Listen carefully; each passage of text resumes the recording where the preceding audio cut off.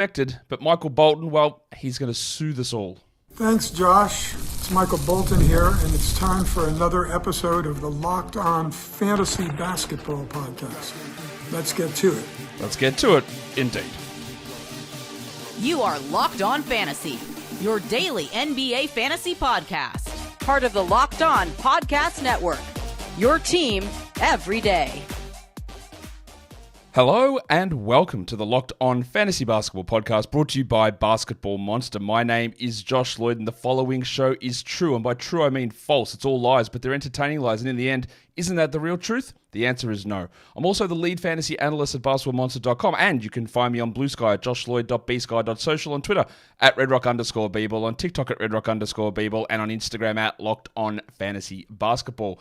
Today's episode is brought to you by FanDuel. The NFL playoffs are almost here, but you can still get in on the regular season action with FanDuel and get $250 in bonus bets if your first $5 bet wins. Go to FanDuel.com to get started. Also, LockedOnDaily.com. Check it out. Newsletters, favorite team, bang, sign up, email, inbox. It is all there. We are here. We're ready to go. We're ready to answer fantasy basketball questions. And of course, to do that, I am joined by the big fella himself, live from the outskirts of Canberra. It is the one and only Adam King. It is World Braille Day today, Kingy. You ever any experience in reading Braille? No, other than the funny bumps on my remote controls, I don't. Oh, you know what? I just thought about that. Like, I never even realized that those little bumps there, that's what it was. Yeah, that's ignorance for you. Didn't realize that's what they were there for. But that's okay, Kingy. We're here. How was your Christmas, New Year? All good? Everything in top shape there? Yeah. Had to go back to work yesterday, so that was sad. But the week before that was nice. It was good to have a few days off. I'm sure it was. It sounds amazing, Kingy. But we're here to talk amazing fantasy basketball stuff, I'm sure. And I'm just going to get this one out of the way because just to ease us into this, it's a new year. It's 2025. Adam Enriquez says, do you think that GG Jackson has an impact down the stretch for a points league? And I say, no. Kingy, you? I doubt it. GG Jackson is not coming back until February. GG Jackson is... Look, this is going to depend if a million guys are out, but he is a usage player that can be inefficient, right? So that means you need multiple players out in order for that to be the case. For a guy coming off a foot fracture who hasn't played in 6 months, it seems really unlikely, but I know people want to do that. And they want to consider him as an option. What about Andy Armstrong here? He's just chucked out the big one. The man is on our thumbnail because we got the news. I'll just talk about it now. Jaden Ivey, broken fibula. It's not quite as bad, I believe, the fibula, unless it was a broken tibia. That is slightly worse, but irrespective, he's not coming back. I guess if you push it, you could do 3.5 month recovery, but the season's 3.5 months. That's all that's left. So he's just not returning. We can escape that part. What do you think of Ausar Thompson? I'm not going to do an Ausar Thompson stat line projection. Okay, we'll ignore that part of the question, Andy. I appreciate the prompt. Is he the ad? Is he who you think you add in 12-team leagues? Or are you just going to be like, we'll wait and see, and we'll see what they do? Yeah, I think he's probably the ad. I'm not super excited to add him, but I think he is the one that we have to look at the top of the list. Marcus Sasser probably plays a little bit more. So I think if you wanted to add someone, it would probably be Ausar, but I'm not expecting a huge breakout or anything like that. Ausar would be the guy. Look, it depends. Someone, and this is where there can be disconnects, right? I talked about this yesterday. I tweeted it and said, look, check if Malik Beasley is available. There's going to be more for him to do. And someone said there's no way he's available. He's 36% rostered on Yahoo, right? So according to our advanced roster number, he's at 97 or something on Basketball Monster. But not everyone's playing in those double Onyx Diamond, Platinum, Titanium, Palladium leagues. Beasley is available clearly in 60+% of leagues. Now, I don't think 60% of leagues are inactive. I think 40 to 50 might be, but that is okay. Beasley's an option. I would go to Ausar next, and then you're right about Sasser. He's now going to have an every night rotation spot, and he's going to become an elite stream guy if Cade goes down, because he is their only point guard. There is nobody else unless we're firing up about Denise Jenkins or Alondas Williams. They're not going to be the guy. Ausar is the ad. Malik Beasley and Ausar, and then step down to that. Hardaway and Sasser is how I would look at that, but that's 14-team Hardaway, 16-team Sasser, probably. But, like you said, King, I'm not that excited about it. Ausar's shooting 22% from 3. He's not necessarily... And it might even not be a good fit. Maybe they don't want to put him in there. Maybe it is Ron Holland that goes in there. I don't know. But irrespective, there's 29 minutes a game to go around, and even if Ausar doesn't start, he's going to have to see a bump. Yeah, And that's my question as well, is the fit there, because Ivey, I think you talked about this on your show. I heard bits of that about the fact that Ivey is not an elite shooter, but he's a better shooter than Ausar Thompson. Yeah. We'll see. When they play, which I assume is probably tomorrow, we'll find out. Tim Wilshire doing just a big trip around France every time he tunes in here. I think he was in Bordeaux last time. Now he's in Cannes. Check out some movies for me, Timmy. Enjoy the Riviera. He's just checking in while he's on holidays in France to listen to us talk about fantasy. Adam says it's Tobias Harris to pick up. I'm going to cover this one for you, Adam. Or maybe I won't, actually. Yes. Kingy. Yes. Yeah, I think so. If he was dropped, I would go and add him. He looked a bit better yesterday. He has been pretty underwhelming, but yes, I think he is a hold or an add if he's available. S is always in here with questions, and I don't know your real name because you're just initializing yourself, but that's okay. He's always got a good question. He says, how much of a concern is the Jalen Johnson injury? Now, Jalen Johnson, Kingy, has had this shoulder problem. It seems to crop up, and he misses a game, and then he comes back and he plays 2.5 weeks, and then he misses a game, and then he comes back and plays 2.5 weeks. That seems to have been the pattern. I think he's missed like 2 or 3 of those games this season. I'm not that worried about it. I think he had maybe 2 years ago a shoulder problem as well. It's annoying that it just sort of pops up out of nowhere. It just appears to be like an accumulation of wear and tear. Has a game off, 3 days off, comes back, ready to go. So at this point, I think he will miss further games down the stretch, like maybe another 4 games during the season, but I'm not overly worried about it. No, there's no indication that this is serious. You're right, he has missed 3 games so far, just looking at his box scores here. And yeah, bit of a maintenance kind of thing. They're probably going to just schedule some days off for him. They won't tell us about them until the day before. But yeah, I'm not worried at the moment. Julian Rivas says, is Sadiq Bey an ad soon? I don't think so. I don't think Sadiq Bey is going to touch the court this season. Sadiq Bey tore his ACL in March, I think it was, last season.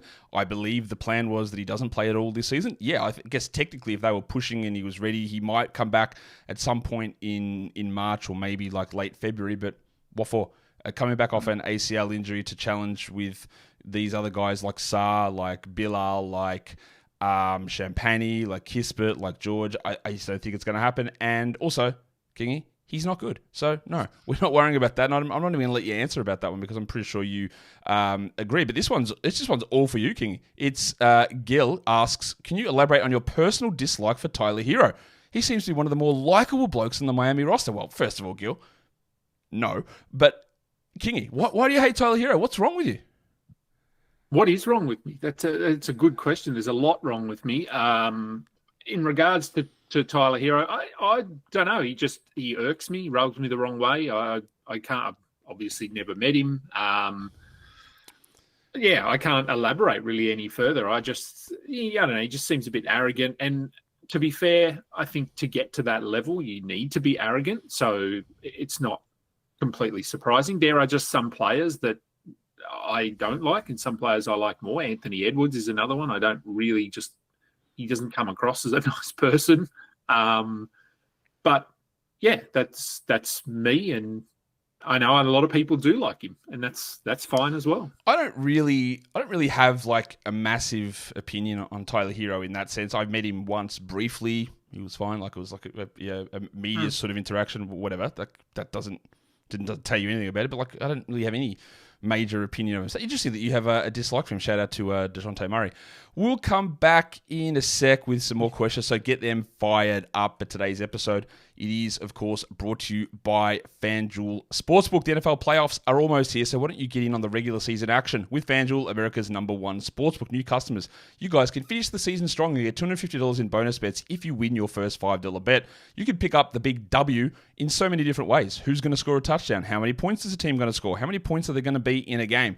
How many concussion? No, I don't think we can do that bet. But you can look at spreads and money lines, and you can take futures and props and award winners and all that sort of stuff. Who's going to make the playoffs? Who's going to win the Super Bowl? FanDuel has all of that. And if you just place a $5 bet and you win that first one, you get $250 in bonus bets. So join today at FanDuel.com. That is FanDuel.com for your chance to win $250 in bonus bets. Make every moment more with FanDuel, an official sportsbook partner of the NFL. And don't forget to gamble responsibly. All right, Adam King is in the house, as we say here. King, let's see what other questions we've got here. Old Man and a C, which is he's a guy that's always here as well. Love all the regular contributors in. He says, how possible is it for Austin Reeves to keep doing what he is doing right now, or will he be the Lakers' point guard for the foreseeable future? Well, thankfully, Steve Kerr doesn't coach this team. What he's got, like almost a triple-double in 2 straight games? Like, let's just throw that out there. He's not going to do that, Kingy. But I think he's really good. And can he keep doing what he's doing? Like, I'll say sort of. Look, nothing that he's doing at the moment outside of like 10 assists, which might be 8, 7.5. It seems realistic that he can be this good or close. Yeah, look, he's been impressive. I do think the D'Angelo Russell trade helps him. And then they're going to stagger. It was one of the first things I thought of. I thought they've seen what Austin Reeves can do with the ball in his hands. Let's stagger him with LeBron a little bit. So, yeah, I think he's been really good. I actually think that what he's doing now is sort of what we thought he might do last year, and he was a little bit underwhelming. So 12 months later, he seems to finally be stepping into that role. So, yes, somewhat sustainable, not triple-double level, but I do think that he's going to have a very significant role. You could argue that he is their best player on certain nights. There are definitely certain nights that's the case. I'm just going to bang out a quick one here. Rob says, the 12-team points league, can I drop Capella? Yeah, easy. I'll ask you the question, though, Kingy. Looking at a 12-team category league, can you drop Capella? Ooh, it's close. The Hawks seem to be doing everything they can to only play him 22 minutes. They really want Okongwu to take that role. He just isn't doing it. He's very specific. If you only need rebounds, and even his blocks probably aren't that high. I don't have his numbers here in front of me. Yeah, they're not super high. They're not super high. So it's pretty tough. I think you could move on from him if someone's available that's worthwhile. I wouldn't just drop him for the sake of dropping him, but yeah, to me, he's very, very back end. What I always find interesting about these mailbag questions is someone will come in with a question, and I don't expect everyone to listen to everything that I do, but like they ask a very specific question that I spent 5 minutes talking about 3 days ago. So Warren, I'll just quickly answer to you. Is it worth to hold Klingon? Or is no, he is a third string center playing 11 minutes a night. You cannot use that in a daily streaming sort of a situation. Stashable leagues, whatever. Wait for it. He's not that good, but there's other multiple people in his way. You have to determine whether you can afford to sit on the 250th ranked player for 5 weeks. That's up to you. I don't know whether you can do that or not. But he's not like, wow, just wait, because it's about to happen any time soon. What are my thoughts on quickly after his first game back? Plays for Toronto. There you go. There's a thought on that one. What else are we going to do here? We've got a lot of questions here. I'm just going to scroll down. Do you think that D'Angelo Russell, Kingy, do you think D'Angelo Russell hurts Cam Thomas's upside? Unquestionably, yes. Like to me, it's an unquestionable yes. Not because of like this is all about framing of a question, Kingy, because it doesn't mean Thomas is going to be bad, but it means that he's not taking 30 shots. Because if Keon Johnson or Ben Simmons is next to him versus established all-star legend D'Angelo Russell, it's a very different sort of hierarchical pecking order, right? So can Cam Thomas still be good? Yeah. Does it hurt his overall ceiling in terms of shot attempts? Also yes. And those two things easily coexist. But I also don't know why it matters. Like what like decision? I guess if you're making a trade and that sort of thing for Thomas, maybe. But Thomas is rostered. He's going to be productive. Is he a top 40 player, a top 60 player, a top 70 player? I'm not sure how much that really matters, to be honest.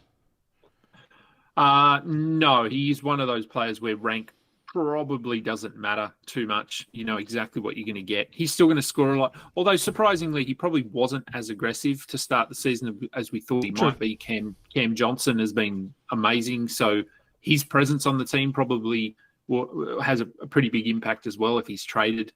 But no word of that yet. So, yeah, look, it does. But it doesn't impact my thoughts on him or how we value him at all. We might as well just knock out our little net section here because Gil chimes in with, do we expect D'Lo to continue playing off the bench? I don't. Do you? No. I would assume that last first night, new team, let's integrate you slowly. Although, I mean, he came off the bench and looked like the old D'Angelo Russell. Exactly, he did. And last Nets question is Abe says, is it worth picking up Noah Clowney, knowing he has a back contusion issue now, 16 teams, 9 cap? Well, there you go, right? He's got a back contusion. He's listed questionable. I wouldn't be hesitating on adding somebody in a league that size because they may miss one singular game. Like, that's just completely disregard that. It's got nothing to do with any of it. In a 12-team league, we'll talk about that in a second, King, because I know you're going to agree with me on this. In a 16-team league, yes, obviously yes. He's a must-roster player, Noah Clowney, in a 16-team league. That is categorically a yes. But how are you viewing him in a 12-team league, Kingy? Because like he's currently got the role. I don't know if he will continue to start or if he'll play 30 minutes, although that was encouraging yesterday. And the defense has just been absent this year compared to where it was last season. How are you viewing Noah Clowney? Yeah, look, the role is there, which is good. That's what we wanted coming into the season. But he hasn't figured out that defensive end of the floor yet. They're using him as a bit of a floor spacer at the four. To me, he's sort of, I think he's worth picking up, but only if you can view him as almost a stash, thinking beyond trade deadline, because I do think that over the next 4 or 5 weeks, he's probably very borderline in terms of 12-team value. I don't think he has to be rostered, but beyond that, there's a chance that he steps things up a little bit. So I'm holding him in a couple of deeper leagues, and in a 12, it would probably depend on your situation, where you are in the standings, that sort of thing. What I always find interesting about these mailbag questions is that I'm sure you see it as well, King, is we do this work and we cover the league and we look at all this stuff and we think that certain things are just, they just happen. Like, but then you get like opinions or questions that come in and you go, I never thought anyone would be thinking that. Like someone said, hey, do you think Franz Wagner's still a hold? Like, yeah, I do. Like, would I hold on to a guy that was rolling top 15? Probably yes. Like he could be back in, honestly, he'd be back in 3 or 4 weeks. And obviously there's no context around that. Like I've got 7 other injured guys, no injured slots, whatever. But that idea would never even like enter my head as a like, just got to move on from France. It's very interesting the way that different like opinions or different people have different thoughts. And it doesn't even. I try to cover all angles in my head before we talk about something, but never would I have thought that would be a question. But anyway, yes, the answer is yes. You definitely do hold. Okay, so. What else we got here? David we'll just update on Ivy. He says Shams didn't say that Ivy's out for the year. Like we assume that he is. Like this is a 3-month recovery-ish, 3+ month recovery. It would make no sense for him to return. And I guess that like for our fantasy purposes, Kingy, he's out for the year because he's not making any noise in playoffs, even if he does come back. Have you seen the AllStar vote numbers, Kingy? Burke asks if you have any thoughts. I have not. I did see that. Is it Jokic and Giannis are leading? Just looking at them now, LaMelo Ball at the top of East guards. I like that. He's not just at the top of those guards. He is like miles ahead. He's way ahead. He's like, I think the third guard is like 200,000. He's at like 900,000 or something like that. He is miles. And that doesn't guarantee him an all-star spot, but that is wild. The other crazy ones to me is Jimmy Butler getting any votes at all, and Andrew Wiggins being 6th or so in the West forwards. That's crazy too, because the Wiggins glazing. Someone keeps asking me, hey, can you give me an opinion on Wiggins? Yeah, why are people glazing him so much? Why is he getting so much love in all-star votes? Let's get a couple. Okay, Dennis, if you're going to ask a question about Kallio, you have to tell me who that is. There are 2 Kallios in the NBA. You're going to have to tell me who it is because I can't read your mind. All right, there's a lot of questions about D'Angelo Russell. I think we've covered all of that. LaMelo is ridiculous. He's missed 7 games for a 7-win team. Yeah, he has, but like he's missed, like I think 2 fewer games than Giannis. I know the team's obviously lost a lot. Jason says, how do you decide between fringe guys in 10-team points leagues like Dinwiddie, Missy, Claxton, Russell, longer term value? Russell's not a fringe guy to me. He's way higher than those guys at this point. But otherwise, if you are looking at, these guys is how I view it, Kingy. If you got these guys all seem like fringe players, how do I decide? The answer is you don't. You don't decide. If there are so many options that seem close to you as the last spot on your roster, you don't decide. You just add them when the schedule makes sense. Hey, they've got 3 games in 4 nights. I'll take this guy. Then I piss him off and get the next guy with 3 games in 4 nights. And the next guy will pop up. And the next guy will pop up. And the next guy will pop up. Because if they're averaging 30 points and you just hold on to them and get 3.8 games per slot versus if you drop them and get 5.5 games per slot, That's ridiculous. Like you have to just, if there's too many options, the answer is you use all the options. That's how I view it. Yeah, and if it's a points league, it's simple maths too. We're not looking at categories, we're not looking at percentages and punting and that sort of thing. It's just a simple, how many points is this guy doing? And as you said, 3.8 times 30 versus 5 to 5.5 times 30. It's pretty simple. Kevin asked a question that has been asked a lot of times, but I don't think I've got your opinion on it, Kingy. Is Tari Eason worth holding?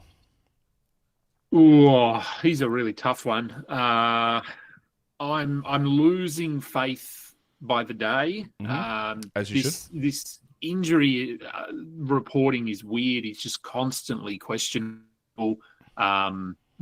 And I believe this is the same injury or similar injury to what he had last year. Is that well? We don't right? know. We don't know because it's the same leg, and they're leg. They're calling it injury management from the injury that ended his season last year. But like I've said many times, originally the injury came out last season, and they were like, okay, it's a leg stress reaction. Go, that's not good. Hopefully he's able to come back soon. He's got this pain, and then they went in and discovered it again and said, oh no, actually there's a tumor growing on your leg, and we're going to need to cut that shit out. So they did. And the fact that that has recurred is a real problem to me because either it means a tumor is potentially regrown, which is terrible news, or the fact that when they did the surgery, there was some sort of weakening that occurred in that area, either through plating or just the bone being worse, and the pain is a consistent thing that just keeps happening because of the previous tumor and the surgery.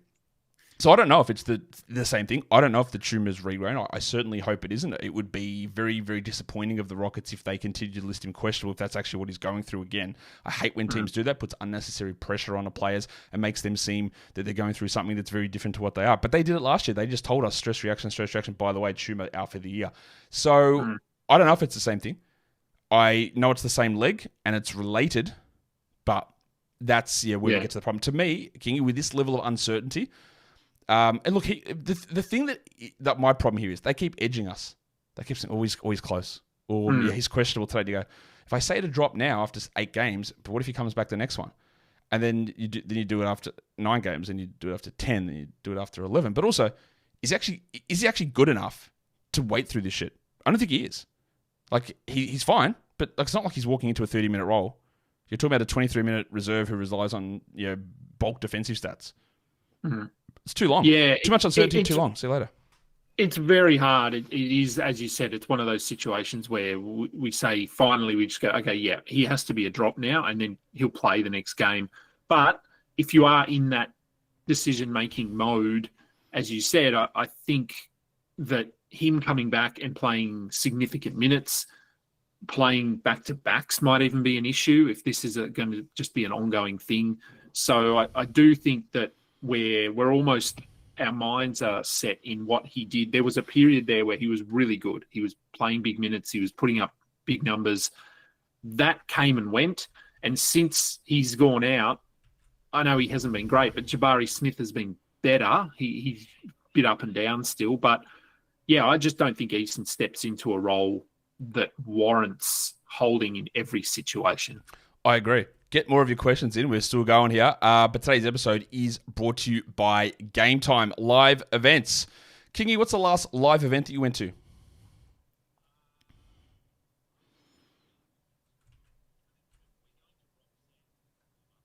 Roxette. Wow. Okay.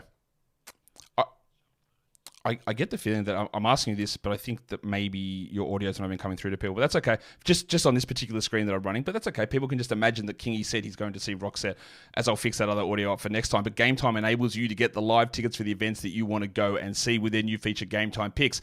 This feature filters out the fluff to show you only the incredible deals on the great seats. You have to waste your time searching through all of the absolute garbage that sometimes can populate these sites. With Game Time Picks, get those tickets to see those live events that you want to get to. Check the views from your seat as well. The all-in pricing, another great feature on that app, so you don't get surprised with fees at checkout.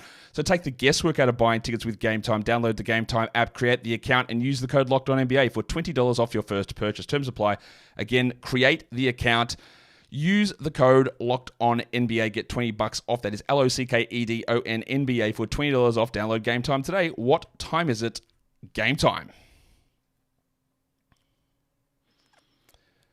All right, now this guy has been asking this question a lot, Kingy, so we are going to give him his crack here. It's VCXRRO. It's a dynasty question. He says, how do you view Reed Shepherd in a dynasty league? What do you think his ceiling is? Well, I'll tell you how I view him in a redraft league. Nothing. He's useless. He's been terrible. He had some outrageous expectations from certain fantasy sites, ESPN, heading into this season, which, of course, are not going to come true. I had him in tier 2 for my dynasty league rookie rankings, along with Ronnie Holland.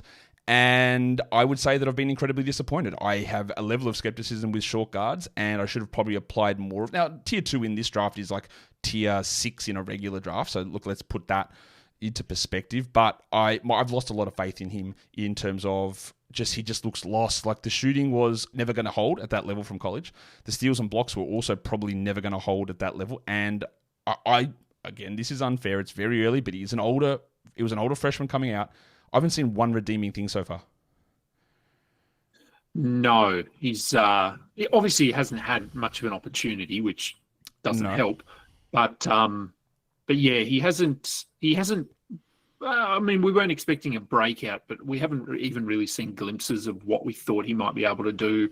I'm certainly no dynasty expert, but to me, his value in dynasty leagues has probably dropped quite a bit, whereas other players like Eve Meesey, Zach Edey, maybe there'd be a few that have probably a little, nothing significant, but I think Reed has probably dropped in most dynasty sort of projections. Yep, I would say that is true. This last dynasty question here, Senna says, Flag or Harper as first pick so far? Well, look, I'm going to address this because I don't really pay attention to college and draft eligible prospects at this point of the year. That starts for me, like I'm taking in bits of information and do some of that stuff in the off season on the upcoming class, but it happens for me through April, and then I start really addressing it through late May on the show when I talk to people, but that's what I use that April-May period for. So it's still Flag for me, but I don't care enough about it at this point to make any sort of detailed discussions on it, King, and I'm sure you're in a similar boat. Yeah. You can't get as handsome as me, mate, so don't even try. Just focus on other parts, maybe get a better like personality, something. I don't know. You can't be this handsome. It's just impossible for you. Here's a good question from Ryan Porteous, and I'm not really sure how to answer it, but Kingy. He says, how do you decide between fringy players in a weekly games cap league? The obvious one, I think, King, is just like who plays more games. But that's your obvious one, but I'm assuming that's not how you're you're not saying, well, who do I take, a 3 or a 4? Like that seems obvious. How do you, like, I've got a take on this. It's going to sound marginally controversial, but how do you view this? Like, how do you decide between a fringy guy, whether it is a weekly games cap scenario, or even like, hey, you're on a busy day in the NBA, and who do I choose, to fill my 10th active slot? How do you make those decisions? Yeah, I mean, we've had a few of those days this season because we've had some wacky scheduling. So we've had 14 game nights, 13 game nights. So we have had quite a lot of situations where I've been sitting looking at my roster and picking between 2 or 3 players. A good example is last night. I had to pick between Keontae George and Grady Dick, and I went with Keontae George, which was probably the wrong decision in hindsight, but my process to getting to that, I think, was right. And I wasn't completely disappointed. I just look at what stats I need on any given night. Do I need more steals? Do I need assists? Who are they up against?